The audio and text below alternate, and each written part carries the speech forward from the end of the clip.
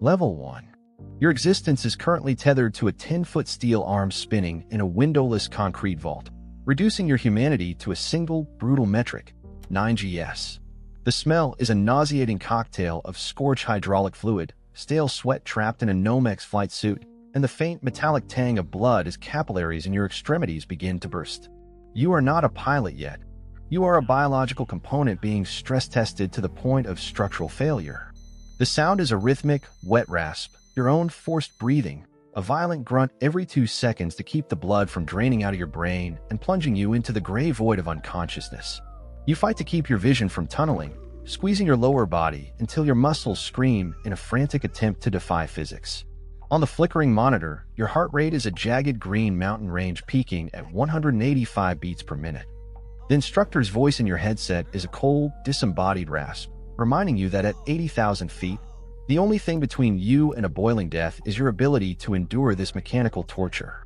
You are the lowest form of elite life, a piece of raw meat being hammered into a blade. Level 2.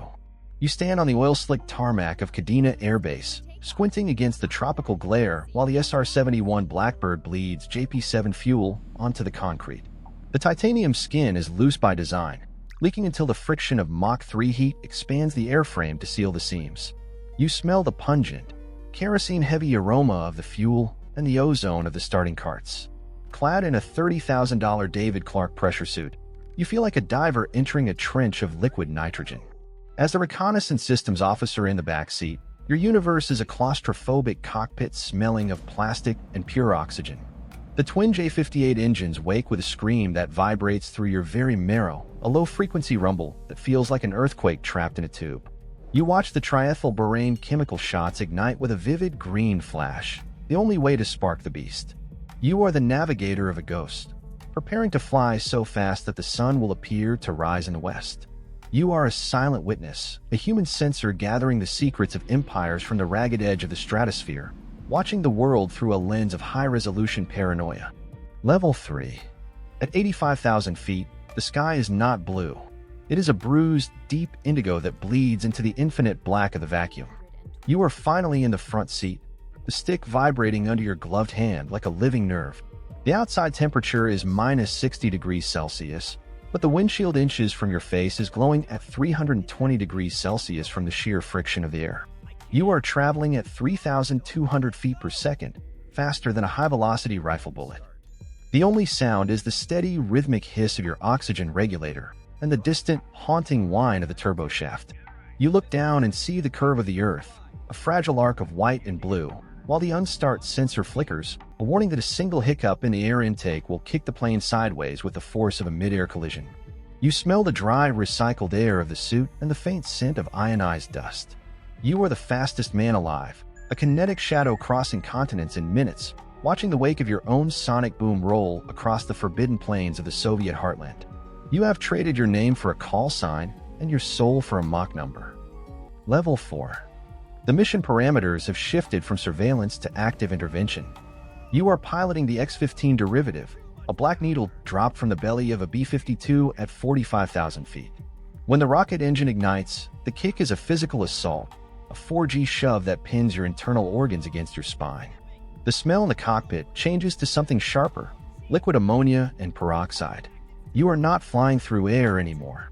You are skipping across the top of the atmosphere like a stone on a frozen pond. The sound is a roar so intense it transcends hearing and becomes a vibration in your teeth. You watch the altimeter digitize into numbers that should not exist for an airplane, 250,000 feet. The sky above is a total, terrifying black, and the stars do not twinkle. They are hard, piercing points of light. You are the Black Star, a suborbital assassin designed to drop kinetic slugs on satellite uplink stations before the enemy can even detect your launch signature. You are the ghost in the machine of global warfare, operating in a theater of war where gravity is a secondary concern. Level 5. You are now an inhabitant of the Dark Star platform, a triangular wedge of radar-absorbent ceramic orbiting in the low thermosphere. The air inside smells of nothing, a sterile, filtered vacuum that heightens your sense of isolation. There is no sound here, only the mechanical thrum of the gyroscopes keeping the craft oriented. You are weightless, your checklist floating at the end of a tether like a dead bird. You look through the high-resolution synthetic aperture radar, seeing the world not as land and sea, but as heat signatures and electronic emissions. You watch a convoy move in the Middle East, their infrared glow looking like ants of fire. To your left, the sun rises every 90 minutes, a blinding explosion of white gold that would sear your retinas if the gold-filmed canopy did not darken instantly.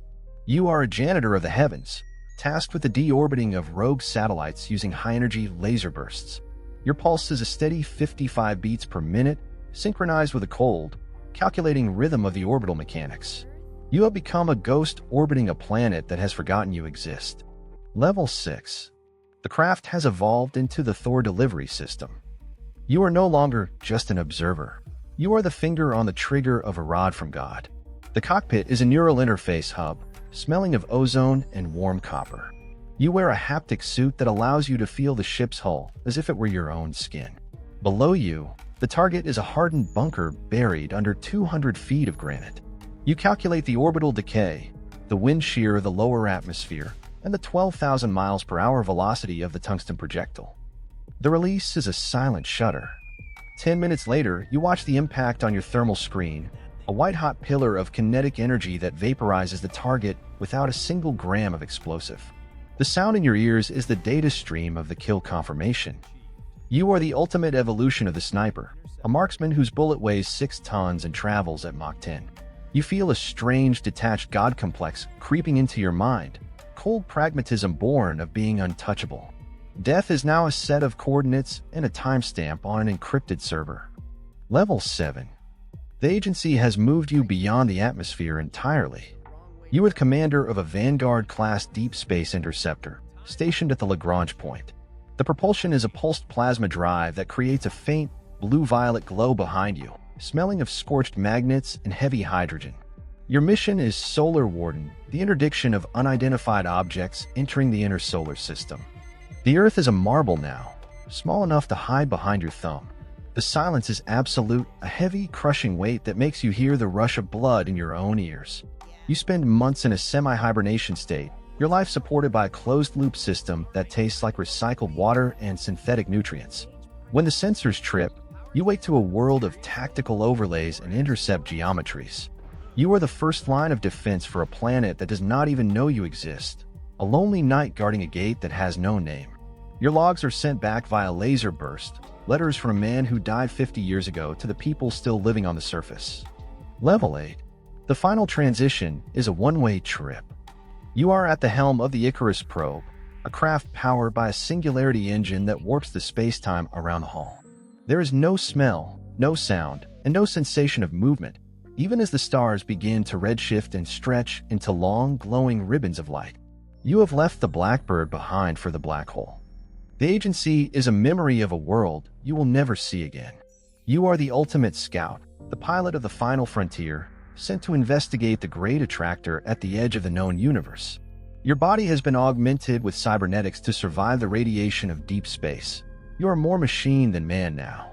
As you cross the event horizon of the mission's final objective, the numbers on your display stop making sense, spiraling into infinities. You are the evolution of the very first gasp of air in that centrifuge, the final, desperate ambition of humanity before it vanishes into the eternal, silent black. You are no longer flying, you have become the void itself,